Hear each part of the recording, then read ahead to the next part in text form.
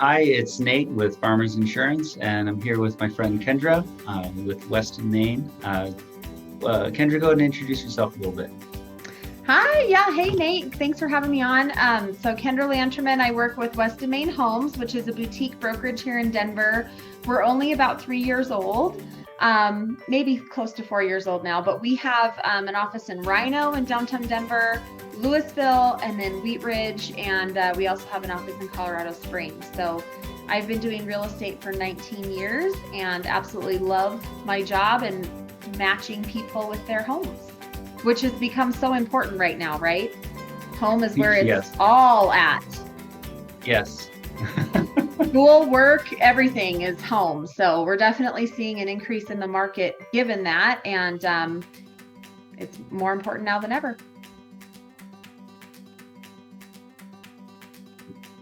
What have you experienced as far as people who are doing their own home bar situation? Oh yeah, the old home bar. That's it's always fun when I show houses and I can see the different ideas. So a lot of people tend to put a bar in the basement. There are some houses in the 80s that have, like, off the family room, a little built-in bar to the side. It normally consists of like a sink and a cabinet up above and a cabinet down below.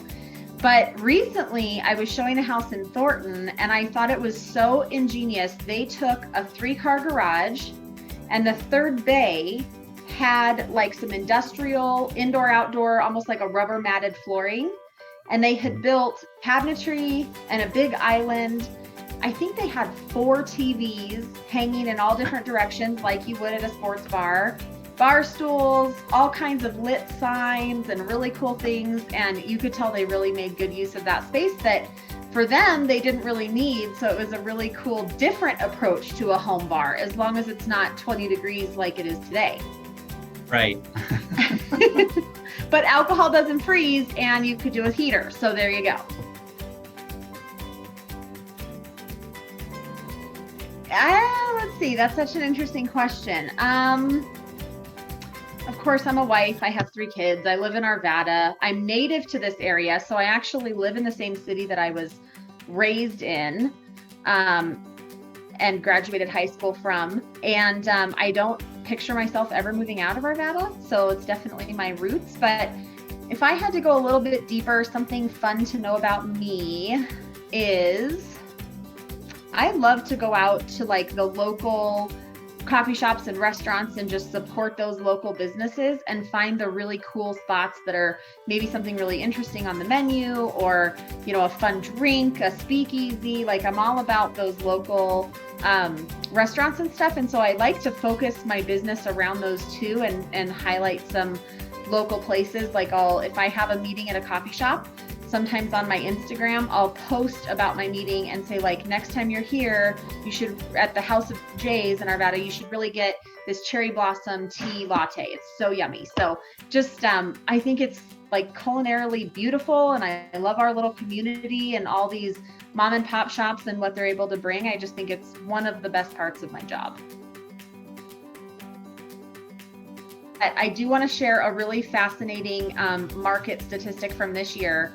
Currently in October, we are sitting post or mid-quarantine, mid-COVID, at a 13% annual appreciation from last year. And that's incredible. So normally since 2010, 2013, we normally sit around 8% in the seller's market that prices go up every year. And this year's almost 13%. And I think it speaks to what we touched on initially, that home is increasingly more important. People need room. They need space. They have to be able to work and do school and take care of what they need to do. So we are seeing a lot of movement in the market. Well, nice.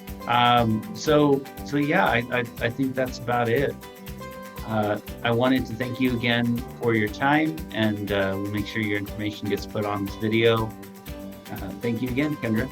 Thanks, Nate. And hey, when you put a bar in your house, I want to come see it. Right? Yeah. Have a great day. You too. Okay, bye.